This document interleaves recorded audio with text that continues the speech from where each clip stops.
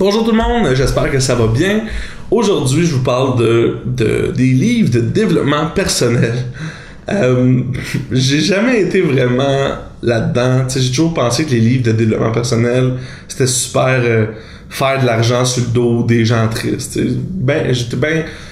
Je trouve ça comme un monde un peu de charlatans et de faux espoirs. Mais je me suis dit, bon, je lisais des bonnes choses sur certains livres. Je me suis dit, je vais en lire au moins quelques-uns pour me faire ma propre idée. Et c'est ce que j'ai fait. J'ai lu 2 livres de développement personnel. Et là, je vais vous en parler parce que il y en a un que j'ai vraiment aimé et l'autre que j'ai vraiment pas aimé.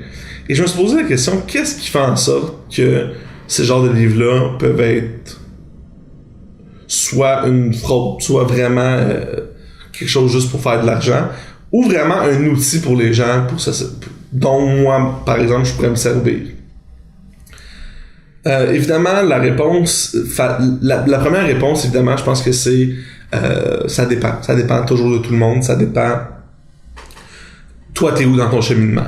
Ça dépend à quelle notre façon de gérer l'information, de gérer nos émotions, de faire notre introspection. Tout ça, c'est des choses que un livre qui pourrait parler vraiment beaucoup à quelqu'un va faire aucun effet sur moi, par exemple, ou vice-versa.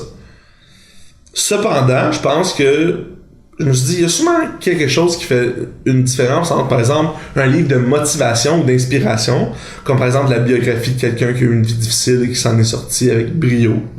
Ça, je vois ça comme de la motivation, de l'inspiration.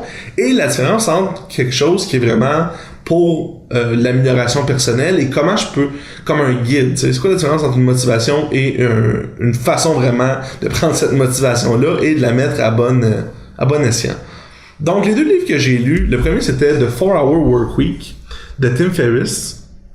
En français, La semaine de travail de 4 heures, qui vite comme ça pourrait être un peu de dire je vous promets que c'est possible de travailler juste 4 heures par semaine puis vivre votre vie. Bon. En gros, c'est pas ça le livre, là, mais c'est un peu ça la prémisse, mais c'est vraiment plus large que ça et moins vulgaire là, que juste ce que je viens de dire. Et le deuxième, c'est The Subtle Art of Not Giving a Fuck par Mark Manson. Celui-là, c'est un peu ça, c'est l'art subtil de s'en foutre. Et dans le fond, c'est un peu une manière de... Tout de suite, tu vois que c'est pas lui que j'ai le plus aimé, mettons, là. Ouais, c'est ça, je l'ai lu, là. Je l'ai lu au complet, là, mais c'était un 200 pages que j'avais pas, là, tu sais. Donc, c'est ça, j'ai lu ces 2 livres-là. En passant, l'orange, si vous voulez écrire des livres de motivation, c'est clairement la bonne couleur. Donc, je vous le conseille. Et donc, 2 petits critères que j'ai pensé beaucoup, ça fait des semaines là, que je les ai finis, ces livres-là. Mais je me disais, pourquoi il y en a un que j'ai aimé, pourquoi l'autre, je l'ai pas aimé? Bon, il y a plein de choses personnelles, comme le style d'écriture, est-ce que je m'identifie au public cible de ce livre-là, où est-ce que moi je me trouve dans mon introspection, dans mon développement personnel, tu sais, si ça vise à un endroit où que moi je suis pas rendu ou que j'ai déjà passé, c'est sûr que ça va moins me parler, tu sais. Et j'ai essayé de faire fi de ces choses, de ces choix-là, pas de ces choix, mais de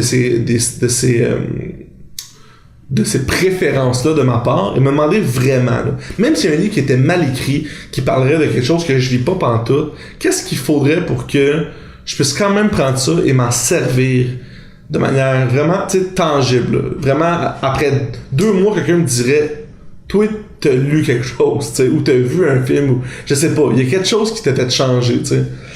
Je suis venu à 2 critères.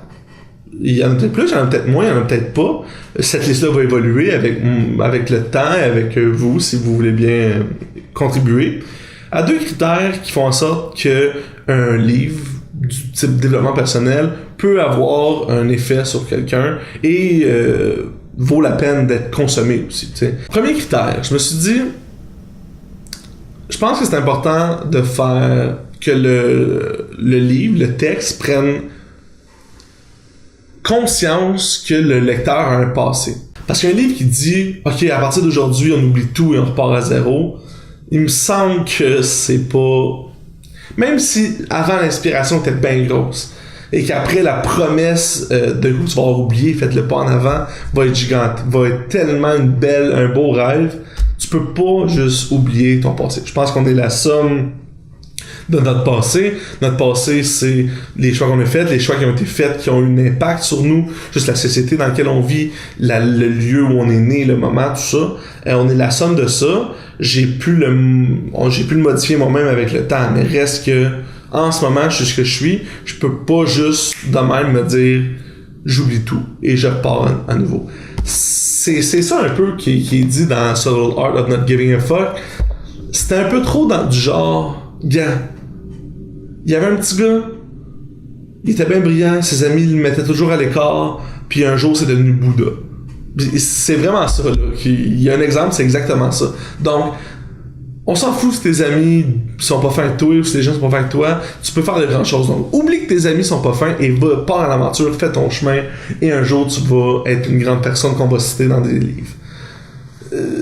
Moi, j'y crois pas pantoute. C'est peut-être motivant, c'est peut-être inspirant pour certains. Moi, ça me fait zéro, même que ça me fâche un peu. Je me dis, bon, mais je suis en train de lire ça, là. Puis chaque chapitre commence comme ça, là. C'est genre, il y avait deux amoureux. Les parents s'aimaient pas. Paf, c'était Roméo et Juliette. Donc, foutez-vous de ce que vos parents vous disent. C'est pas ça, là. Je le vulgarise juste pour m'en moquer un peu, mais en gros, c'est toujours comme. Mais je suis pas Bouddha, je suis pas Roméo, je suis pas Juliette, je suis pas. T'sais. Sur le coup, c'est inspirant. Sur le coup, tu lis ça, là, tu fais, mon Dieu, ben oui, c'est vrai, fuck tout. Fuck lui, fuck elle, fuck ça. Moi, je fais ce que je veux maintenant. Mais dans 3 semaines, là, quand tu vas rencontrer un obstacle que tu voulais réussir à surmonter, t'auras plus l'inspiration de 3 semaines quand t'as lu le livre, là. Tu seras plus comme, c'est vrai, j'avais dit fuck ça.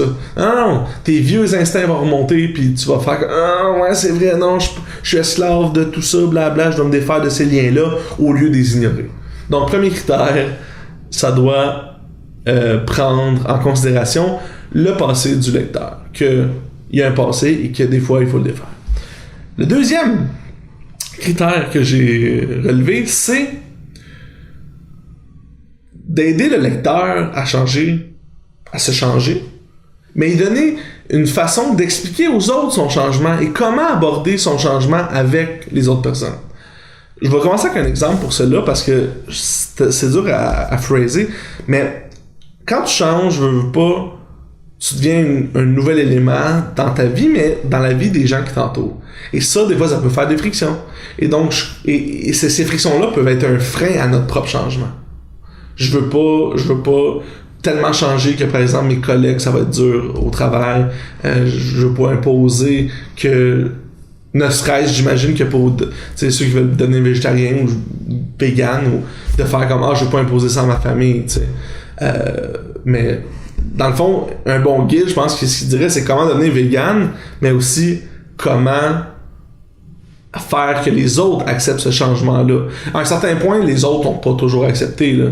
Faut pas juste se baser là-dessus. Quand c'est plus fort que soi, quand ça crie dans dedans, pour sortir, il faut que ça sorte. Puis les autres, c'est peut-être l'épuration qui va se faire aussi à ce moment-là, tu sais.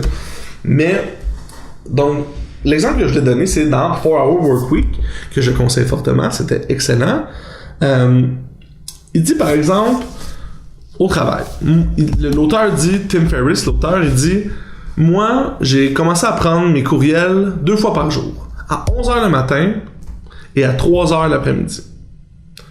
Comme ça, je fais toute ma job de courriel en même temps, puis j'ai pas toujours des courriels qui me prennent dans le temps. Oui, il faut que je réponde à ci, il faut que je réponde à ça. Alors, de 11 à 11h30, je prends une demi-heure, je réponds à tout. De 3 à 3h30, je prends ce temps-là. Puis tout ce qui se passe là, entre ça,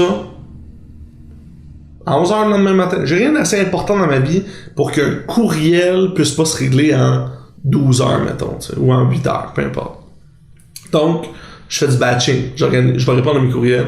Puis ça, tu sais, c'est pas un gros truc de développement personnel, mais moi, je l'ai fait depuis à peu près 1 mois et j'adore ça. C'est super pratique. Mais ce qu'il dit dans le livre, il y a un chapitre complet, un sous-chapitre complet là-dessus, c'est maintenant, vos collègues. Tout le monde dans la boîte est habitué à recevoir un courriel et à envoyer un courriel et se faire répondre rapidement. Comment faire pour implanter ça? Pour faire comprendre que moi maintenant, je le fais de 11 à 3.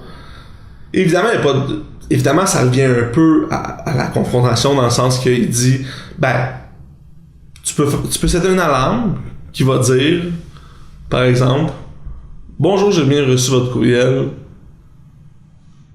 Prenez note que je ne réponds qu'entre 11h, seulement à 11h et 15h chaque jour. S'il y a une urgence, appelez-moi à ce numéro-là.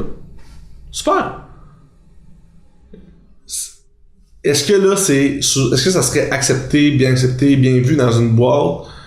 Pour la plupart du temps, je pense que oui, mais pour certains, ça pourrait faire, chez nous, ça passerait pas. Ça peut sembler comme arrogant, ça peut montrer que je veux établir mes propres règles. Ben oui, il faut un peu l'arrogance de dire, moi, je vais imposer mon propre changement.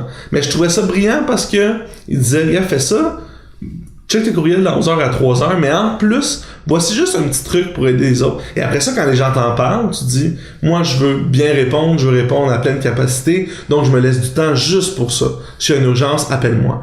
Et là, de faire un courriel de réponse automatisée ou de juste le dire de vive voix à ses collègues, le pourquoi, et de leur donner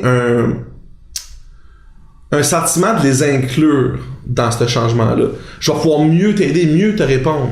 Tu sais, quand je vais lire ton email, je sais que je vais être en mesure de mettre le temps de te donner une bonne réponse, à la place d'être dans ma voiture ou d'être un endroit où je vais peut-être l'oublier ou tout ça. Fait que je l'explique très rapidement, mais en gros, c'était ça. C'était un exemple de ce que je peux faire pour moi et des exemples de ce que je peux faire pour que les autres l'acceptent et que ça soit pas un struggle, ça soit pas difficile de, en plus d'implémenter ma nouvelle habitude, ben, en plus, là, faut gérer les autres. Ah, là, ça devient compliqué, on s'entend. Donc, c'était ça, mes 2 critères pour qu'est-ce qu'un bon livre de développement personnel. C'est en chantier, cette liste-là, évidemment, parce que là, j'en ai 2, peut-être que ça va tomber à 1, peut-être que cette liste-là, je vais l'oublier, mais si vous avez des commentaires, vous pouvez m'écrire dans les commentaires YouTube. Et c'est ça, mais le 4-Hour Workweek là, de Tim Ferriss, celle-ci, là, je vous le conseille vraiment, c'était excellent. Ceux qui ont lu The Subtle Art of Not Giving a Fuck de Mark Manson, pour de vrai, je pense pas que c'est... Puis, tu sais, je pense pas que c'est de la vidange, là, ce livre-là. Nécessairement, mais moi, ça m'a pas... c'est pas venu me chercher. Et je serais vraiment curieux s'il y a des gens qui l'ont lu et qui ont aimé ça, que vous m'en parliez, ça peut être en privé, ça peut être... Parce que, pour de vrai, moi, ça me... Je pense pas que je suis au-dessus de ça, je pense que j'étais juste pas public cible. Et peut-être que j'ai manqué quelque chose aussi. Il y a peut-être quelque chose que j'ai pas été capable de voir à cause que dès les 10 premières pages, j'avais un peu un biais. Donc je serais vraiment curieux, ceux qui ont quelque chose à dire là-dessus, si vous voulez m'en parler. Et donc c'est ça. Merci d'avoir écouté ça sur les commentaires. Sur Instagram, je suis là. Goodreads aussi. J'ai comme pas d'amis, j'ai genre 3 amis Goodreads. Fait que si vous voulez qu'on regarde des livres ensemble, vous pouvez m'ajouter là. Et c'est ça. Merci beaucoup.